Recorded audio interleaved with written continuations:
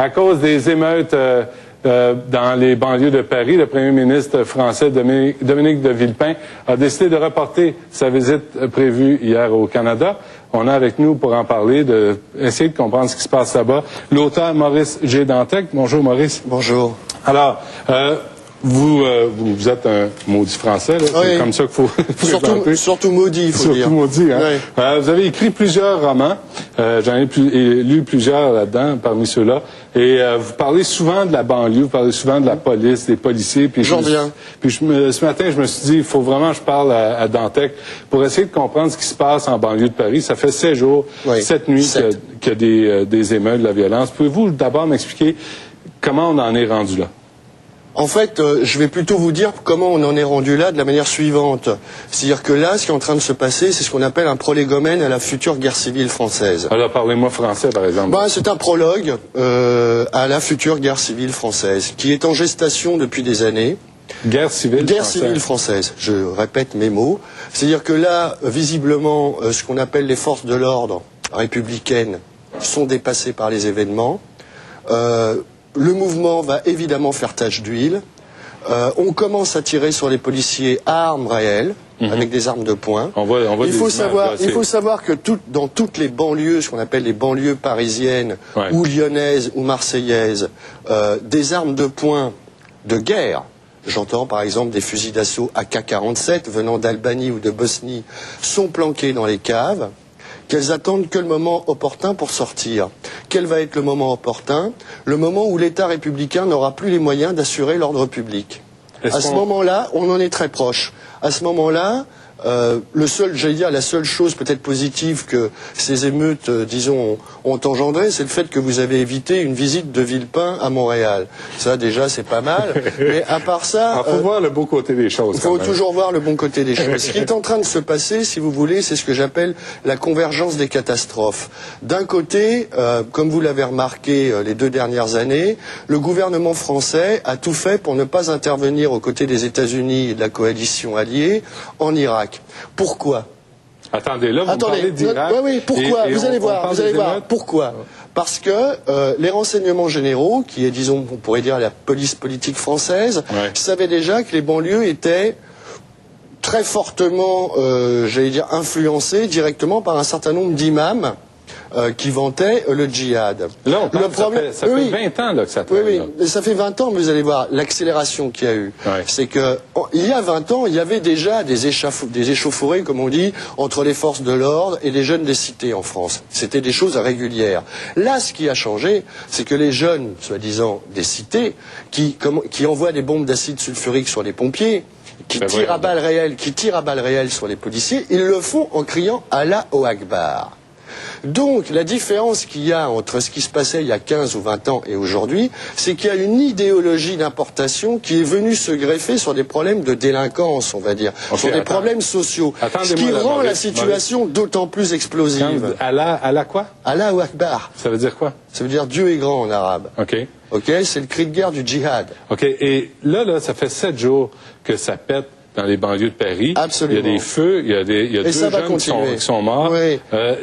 Bon, juste pour nous, ici, là, on est au Québec. Alors, les deux jeunes ne sont pas morts lors des émeutes. Non. Ok, les 2 jeunes sont 2 jeunes qui, on ne sait pourquoi, ont fui l'apparition d'une patrouille de police. Ils devaient certainement avoir la conscience tranquille. Et puis, bon, il y a eu un accident. Je ne sais pourquoi, ils sont enfermés dans un transformateur haute tension électrique. Ce qui fait qu'effectivement, ils ont subi quelques dommages, j'allais dire collatéraux, liés à l'électricité ambiante. À partir de ce moment-là, effectivement, les émeutes ont éclaté. Mais n'importe quel incident aurait provoqué ces émeutes. Aujourd'hui, ou au mois de novembre, ou au mois de janvier. Là, on parle du ministre de l'Intérieur, Nicolas Sarkozy, qui disait tolérance zéro. Là, pour les gens au Québec, vous parlez de cité. On n'a pas vraiment une image réelle. D'accord. Alors vous imaginez, c'est quoi une cité? Une cité, c'est 3 ou 4 000 personnes qui sont entassées dans une barre de béton ou dans plusieurs des blocs appartements, là. des blocs appartements dans des barres de béton qui peuvent faire 10, 15 étages, qui font 100, 200, 300 mètres de long, et dans lequel vous retrouvez 3, 4 000, 5 000, on l'appelle par exemple à la Courneuve, la cité des 4 000, parce qu'il y a 4 000 personnes qui vivent là-dedans. Et toute la banlieue parisienne, c'est-à-dire 8 millions de personnes sur 10, vivent dans cet environnement. 8 millions sur 10 Bien sûr. Vivent dans les cités. Ben oui, puisqu'il y a à peine 2 millions de personnes qui vivent dans Paris intramuros, comme on dit. Ok. Donc le reste des 10 millions de la région parisienne, ils vivent soit dans des résidences qui ont survécu au milieu de cet urbanisme fou, soit effectivement directement confrontés à la violence qui en émerge. OK. Est-ce que vous êtes capable... D'abord, là, Sarkozy, là, il nous reste 3-4 minutes. Sarkozy, ministre de l'Intérieur, dit tolérance zéro. C'était tolérance zéro à quoi?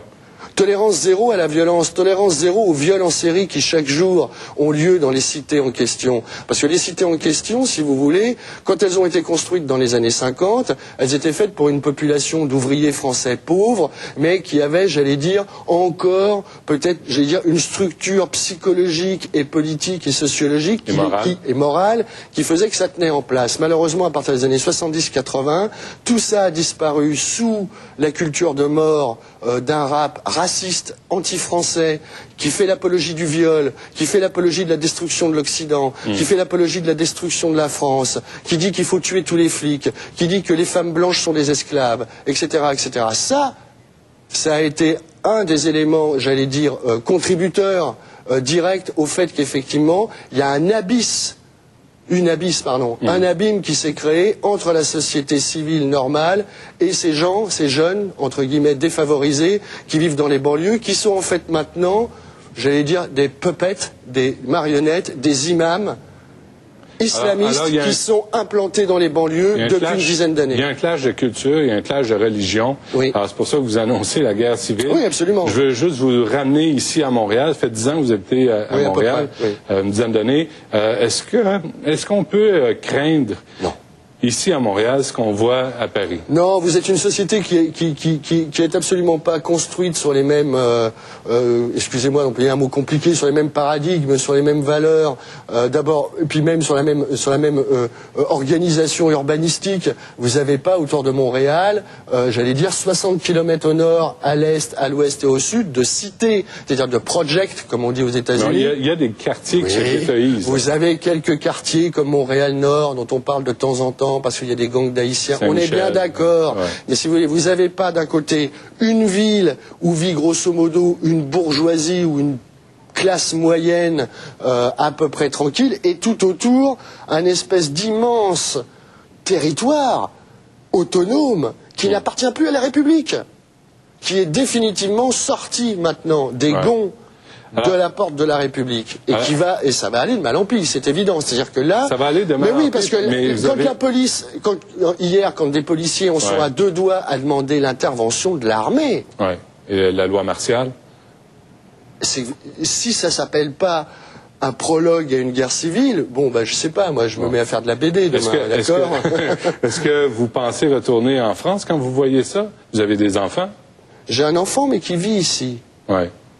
Maintenant, retourner en France, là, maintenant, ça pourrait être intéressant. OK, je veux juste finir avec ça, Maurice. Est-ce que vous êtes raciste? Absolument pas. J'ai toujours été antiraciste, anti-nazi. C'est pour ça, d'ailleurs, que je suis aussi opposé aux anarchistes nazillons antisémites qui ont pignon sur rue à Montréal ou ailleurs. Avec eux, c'est quand ils veulent. OK. Écoutez, on va sûrement se reparler. Maurice Dantec, je vous rappelle le livre, on peut le revoir à l'écran. Ça s'appelle Cosmos Incorporated. Je ne l'ai pas lu, je vais le lire, puis je vais vous en reparler, c'est sûr. Merci, Maurice. C'est moi qui vous remercie. À la prochaine.